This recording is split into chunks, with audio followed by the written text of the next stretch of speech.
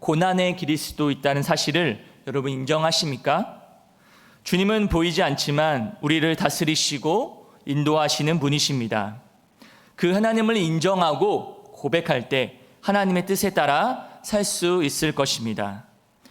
오늘 우리는 이러한 하나님의 보호하심과 섭리에 대한 한 본문을 살피면서 하나님의 은혜를 경험해 보는 그런 시간이 되기를 소망해 봅니다. 여러분, 에스더라는 인물이 나오죠. 구약의 인물 가운데 여성으로서 또 우리가 자주 이렇게 이름으로 이야기하는 사람들이 있죠. 그러니까 이름 가운데 에스더라는 사람도 우리가 주변에 보면 가끔 있습니다. 그렇죠? 그렇게 에스더라는 사람은 겉으로 보기에는 왕후가 되었기 때문에 정말 아무런 걱정 없이 살았을 거라 생각하지만 그렇지 않았습니다. 에스더는 아주 불운한 시대에 살았던 여인이었습니다.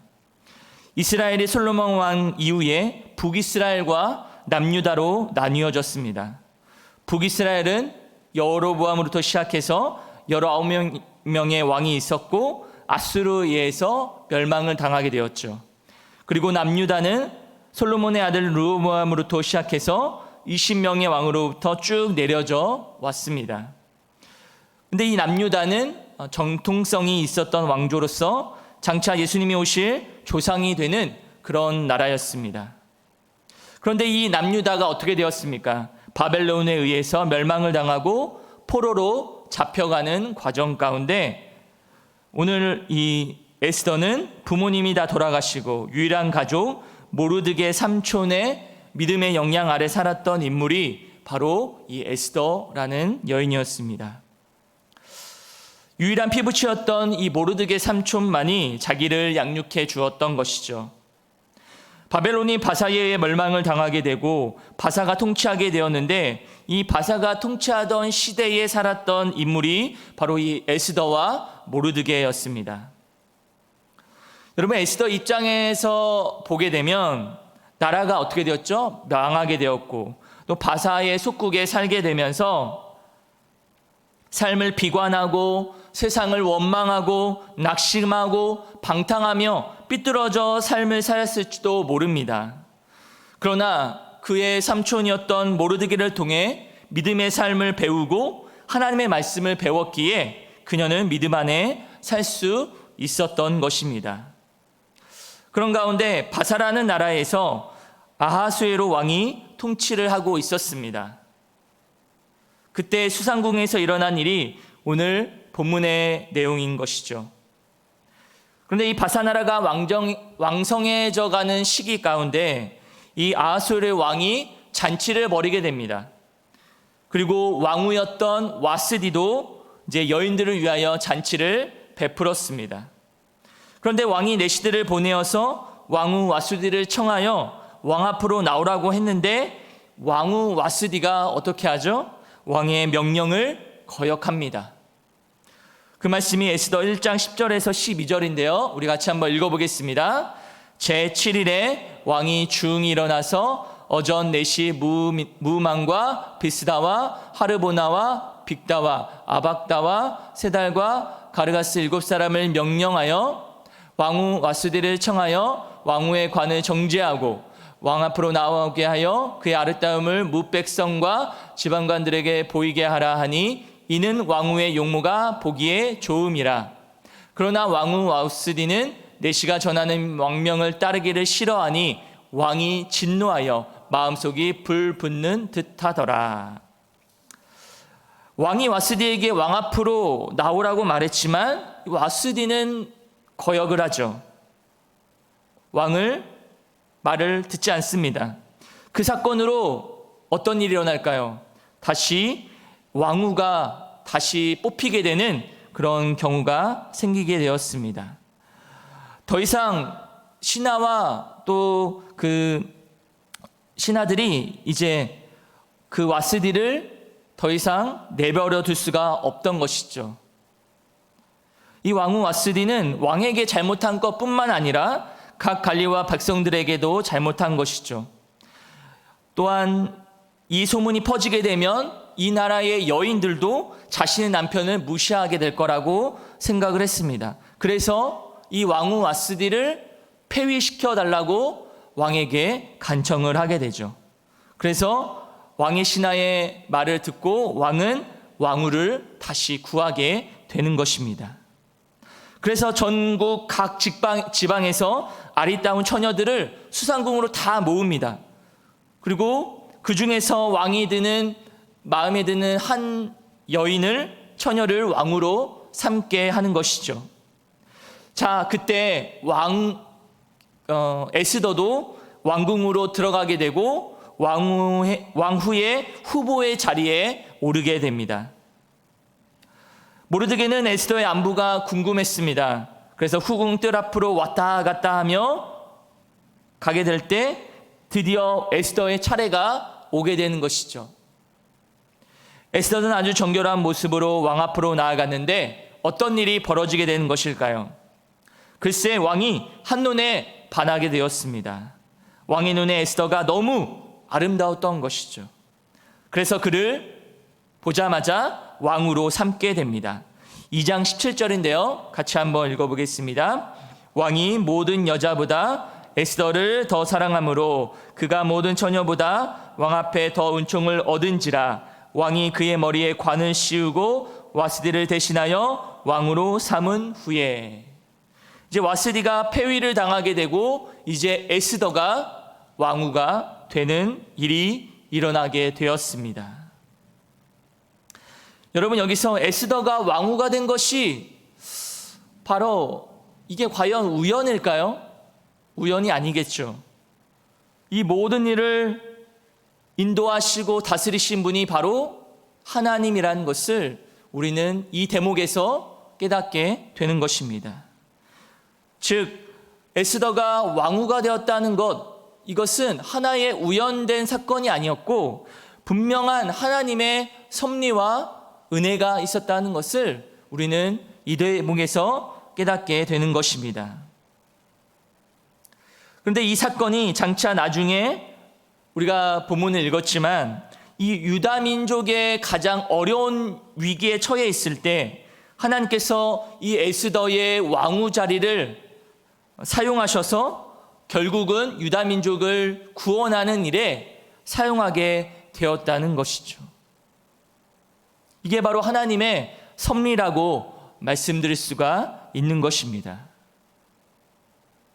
또한 창세기에 보면 요셉도 그런 인물이었죠. 야곱의 사랑을 받아 형들에게 미움을 받고 애굽으로 팔려가게 되었지만 하나님은 요셉을 지켜보고 계셨고 그의 인생을 주관하고 다스려 가셨다는 것을 우리는 알고 있습니다. 여러 가지 환난을 당했지만 그는 하나님을 의지했고 하나님이 그를 형통케 해서 결국 국무총리라는 그런 높은 자리에 오르게 되고, 그리고 그 높은 자리에 오른 것으로 끝나지 않고 그걸 통해서 이스라엘 백성들을 구원하고 그들의 하나님의 나라를 완성시키고 다스리는 그런 일들까지도 하게 되었다는 것이죠. 이것을 한마디로 말하면 뭐라고 말할 수 있을까요? 바로 하나님의 섭리였다라고 말할 수 있을 것입니다. 자, 여러분 잘 생각해 보십시오. 바사라는 나라도 아주 막강하고 인물들도 많이 있었을 것입니다. 미모와 덕을 갖춘 아주 예쁘고 아름다운 아가씨들이 없었을까요? 그렇지 않겠죠. 아주 많이 있었을 것입니다.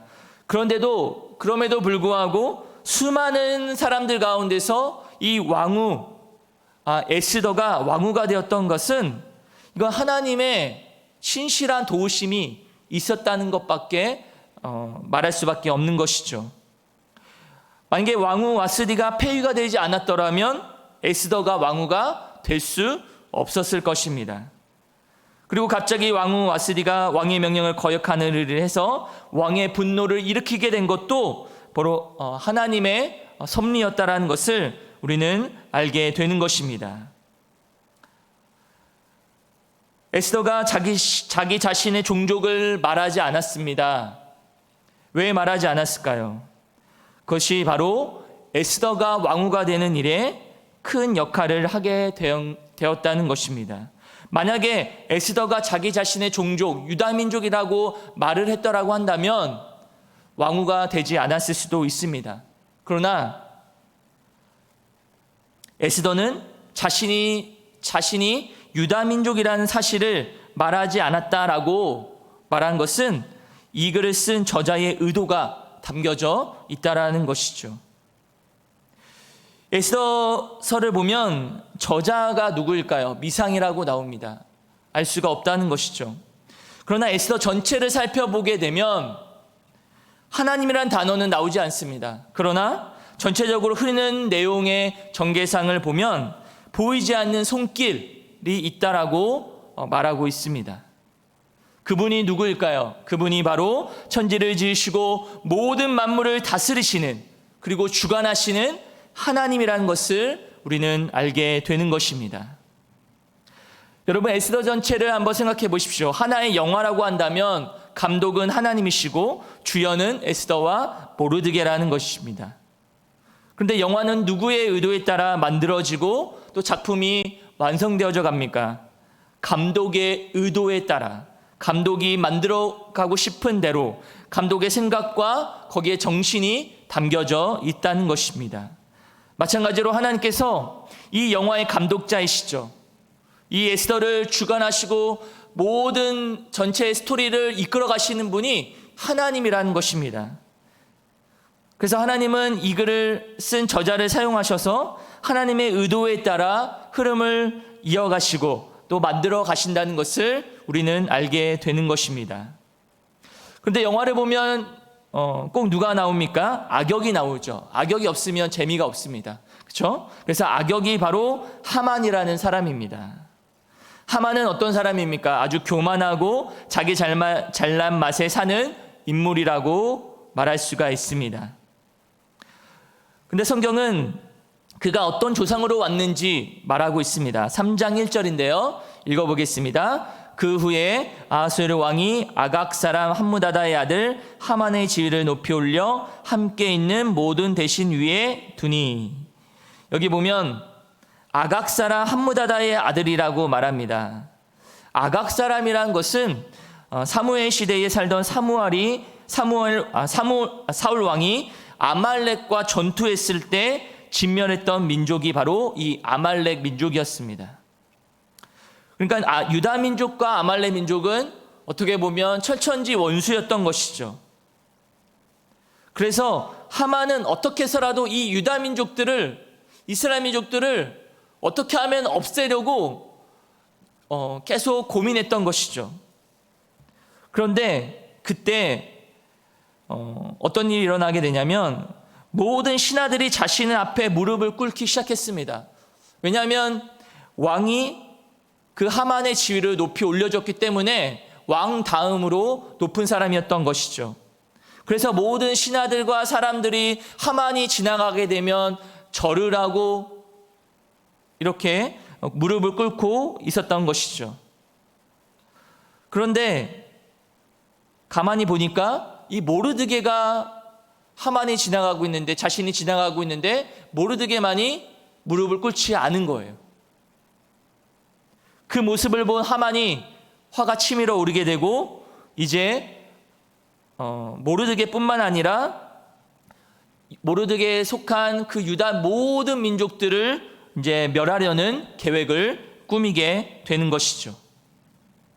그래서 하만은 이 유다 민족을 전멸시키기 위해서 자신의 힘으로는 안 되니까 왕의 허락을 받으려고 애를 쓰게 됩니다. 그리고 조서를 꾸미게 되는 것이죠. 이 조서를 꾸밀 때 이 하만이 왕을 속이게 되는 것이죠. 왕에게 증오심을 일으키게 되고 바사의 법을 지키지 않았다라고 말합니다. 그러면서 이 왕이 하만에게 왕의 허락을 받을 수 있도록 반지를 주게 됩니다. 반지를 주었다는 것은 왕 자신의 권세를 이제 하만에게 주겠다라고 말하는 것이죠. 왕의 권한을 주겠으니 너가 하고 싶은 대로 해라라고 말합니다. 그리고 그 조서가 모든 지방에 선포하게 되고 유다 민족이 죽기만을 기다리는 아주 절박한 상황에 놓이게 되었습니다. 이 모든 일을 안 모르드게가 어떻게 반응했을까요? 이제 자신의 유다 민족의 고통을 깨닫게 되고 자신의 옷을 찢고 굵은 베옷을 입고 대성을 통곡하며 하나님 앞에 기도하게 되었던 것이죠. 1절인데요. 4장 1절 같이 한번 읽어보겠습니다. 모르드게가 이 모든 일을 알고 자기의 옷을 찢고 굵은 베옷을 입고 재를 뒤집어 쓰고 성중에 나가서 대성통곡하며. 이제 모르드게는 가장 위험한 상황에 놓인 것이죠. 자기 민족의 가장 어려운 상황에 놓이게 되었습니다. 하나님 앞에 금식하며 기도하기 시작했습니다. 모르드게는 이 민족의 위기 앞에서 하나님을 찾아 부르짖으며 기도했다라는 것입니다. 그래서 모든 유다 민족이 크게 애통하면서 울부짖고 기도하게 되었습니다. 이 모든 것을 전 국민이 알게 되었죠. 유다 민족들이 이제 알게 되었고 에스더도 그 소문을 듣게 되었습니다. 그래서 내시를 불러서 모르드게에게 왜 이런 일이 일어났으며 무슨 일이 있었는지 알아보라고 했습니다. 그러자 내시 하닥이 모르드게를 만나게 되죠. 그리고 모르드게는 하닥에게 사건의 모든 것을 말하고 에스더에게 말하기를 왕에게 나아가서 자기 민족을 구해달라고 말을 합니다. 그 말을 들은 에스더는 어떻게 했을까요? 모르드게의 청원대로 하기를 원했지만 한 가지의 어려움이 생겼게 되었습니다. 그 말은 왕의 허락이 없이는 비록 왕후라도 그 앞에 나아갈 수가 없다는 것이죠. 그래서 에스더는 신앙적인 결단을 내리지 못하고 있었습니다. 그때 다시 모르드게는 에스더에게 권면을 합니다. 에스더야, 너는 왕궁에 있으니 모든 유다 민족 중에 너만 홀로 목숨을 건질 것이라 생각하지 말아라. 유다인이 죽으면 너도 죽을 것이다. 이 문제는 우리 민족에 사활이 걸린 문제이다. 이 문제를 해결할 사람은 너밖에 없다. 에스더야, 힘을 내라 라고 말을 했던 것이죠. 그리고 만일 너가 잠잠할지라도 하나님은 유다인을 구원할 것이라고 믿었던 사람이 바로 모르드게였습니다. 모르드게는 하나님이 하만의 손에 그 백성을 내어주시지 않을 것이라고 믿었던 것이죠. 그 말씀이 14절인데요. 4장 14절 한번 읽어보겠습니다. 이때에 내가 만일 잠잠하여 말이 없으면 유다인은 다른 데로 말미암아 노임과 구원을 얻으려니와 너와 내 아버지 집은 멸망하리라. 내가 왕후의 자리를 얻은 것이 이때를 위함이 아닌지 누가 알겠느냐 하니. 여기 잘 보시면 유다인은 다른 데로 말미암아 노임과 구원을 얻는다라고 말씀하고 있죠. 여기서 다른 데로 말미암아라는 것은 무엇일까요? 바로 하나님의 보이지 않는 손길을 의미하는 것입니다. 하나님은 사람이 없어도 그 일을 하지 않아도 하나님은 하나님의 일을 하신다는 것을 말씀하고 있습니다.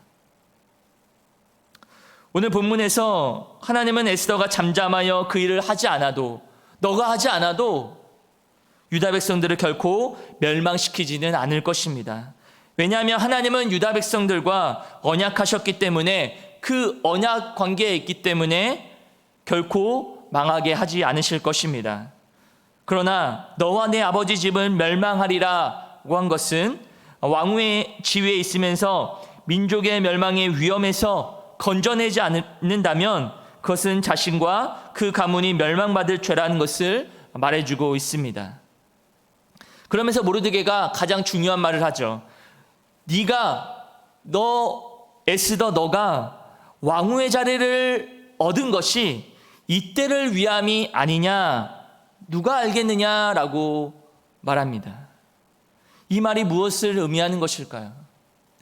모르드게는 에스더에게 너가 왕후가 된 이유는 너 자신만이 잘되고 잘 살기 위함이 아니라 이러한 민족의 어려움을 구하기 위해 지금 이때를 위해서 하나님께서 너를 왕후가 되게 하신 것이다 라고 말하는 것이죠. 너가 왕후가 된 것은 너의 잘남이나 너의 똑똑함 때문이 아니라 하나님의 전적인 하나님의 섭리 가운데 너를 통해 하나님이 구원하시고자 하는 이 유다 백성을 살리고자 너를 왕으로 세운 것임을 잊지 말아라 라고 말하고 있습니다. 여러분, 하나님의 역사, 하나님의 인도하심이 기가 막히지 않습니까? 말로 표현할 수 없는 하나님의 개입과 간섭하심이 여기에 나타나고 있습니다. 이 말을 듣고 에스더는 정신을 차리고 민족을 구원하기 위해 신앙적인 결단을 하게 됩니다. 16절 말씀인데요. 같이 한번 읽어보겠습니다. 당신은 가서 수산에 있는 유다인을 다 모으고 나를 위하여 금식하되 밤낮 3일을 먹지도 말고 마시지도 마소서. 나도 나의 시녀와 더불어 이렇게 금식한 후에 규례를 어기고 왕에게 나아가리니 죽으면 죽으리다 하니라. 아멘. 나는 이제 죽을 것을 각오하고 죽으면 죽으리다 라는 각오를 가지고 왕 앞에 나아갈 것이니 저를 위해서 기도해 주십시오 라고 에스더는 말하고 있습니다. 에스더가 말한 죽으면 죽으리다 라는 것은 신앙적인 결단이죠. 가장 어려운 상황에서, 가장 힘든 상황에서 자신도 죽을 수도 있다라고 생각하는 그런 상황에서 자신의 신앙적인 결단을 내리고 있습니다.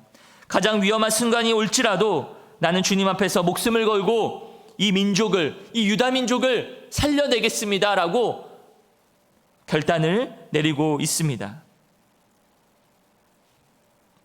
이러한 결심을 통하여 결국 유다 민족은 구원함을 얻게 된다라고 말씀드릴 수가 있습니다. 여러분, 우리에게도 이러한 믿음의 결단이 할 때가 다가올 수가 있습니다. 지금은 아니겠지만 언젠가는 이 믿음의 결단을 할 때가 반드시 찾아올 때가 있다는 것입니다. 점점 이 세상은 악해져 가고 있고요.